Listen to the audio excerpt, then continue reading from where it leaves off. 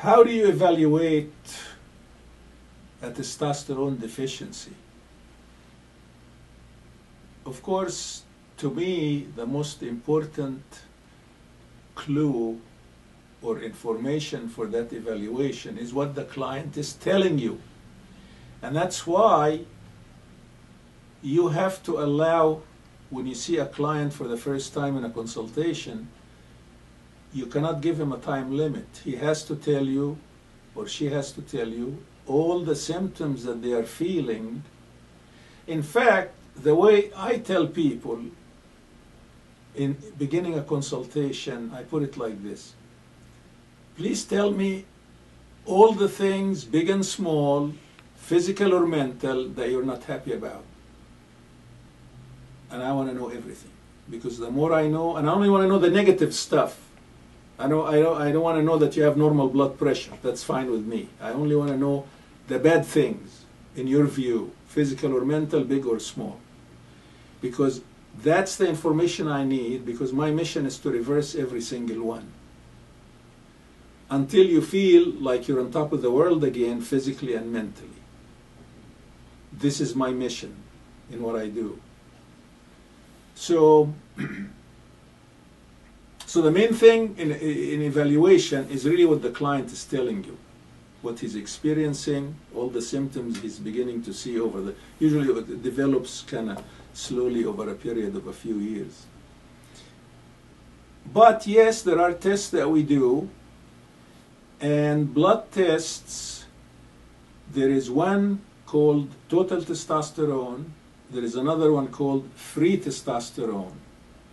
There is a third one called bioavailable testosterone, and a fourth one called percentage of free testosterone.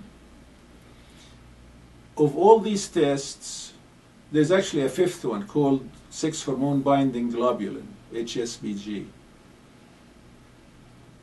And of course, when it's a man, you also like to get his prostate-specific antigen, which is PSA, in terms of number of tests that you do.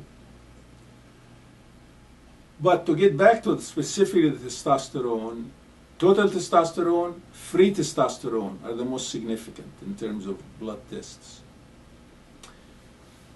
The problem with that, or rather that situation, has many problems.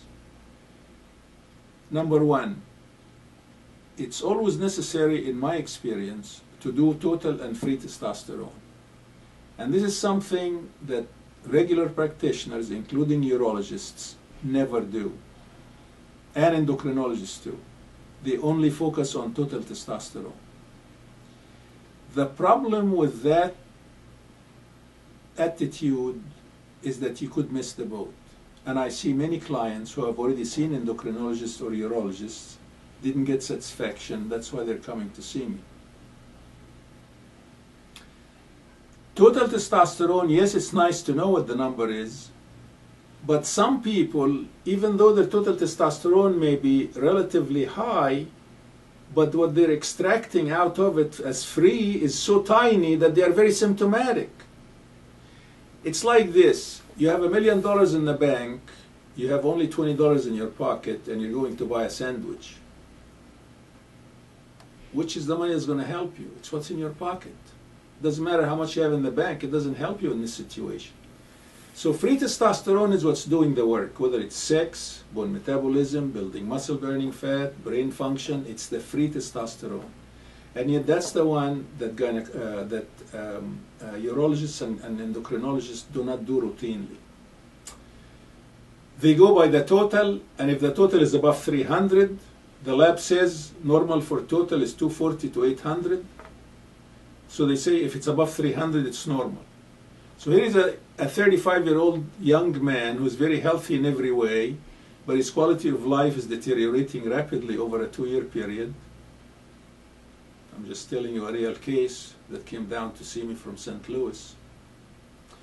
And he already saw a urologist, and first mistake, the urologist only did total testosterone, no free testosterone. Second mistake, his blood level comes in 389. So the urologist says, I can't treat you, you're normal, because I don't treat anybody above 300. What about the fact that he's extremely symptomatic? He has sex problems, he has brain problems, he's unable to make muscle. I mean, but this is how it is in mainstream medicine. Everything is like God's truth is the lab numbers. It's not. God's truth is what the patient is telling you. It's a lot more significant than any lab. So sure, you get the lab tests, but the lab test is like background music. It should never be considered the gospel truth that you're going to have everything depend on. And when you do that, you miss the boat. And that's how I get a lot of these people who have seen urologists and endocrinologists, because they're not doing the right thing. There's no satisfaction. They didn't fix the problem. So the person looks around like, where else can I go? And thank God in this day and age for Googling, they look around, and most of the time they see a website, they call up the place, and that's how they come to us for this very frequently. So free testosterone is where the action is. As a matter of fact, because of my very big experience of seeing thousands of people with low testosterone, I even have a dozen cases. I just saw one last Friday whose total testosterone is in the 800s. We say, my God, it doesn't get any better than this. But he was symptomatic. Why? Because his free testosterone was so tiny. So you put him on testosterone and then it starts improving, which is the final proof that that's what he needed.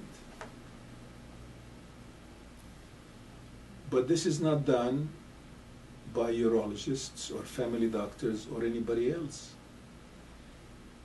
And that's fine with me, because then these people come to see me, or someone like me.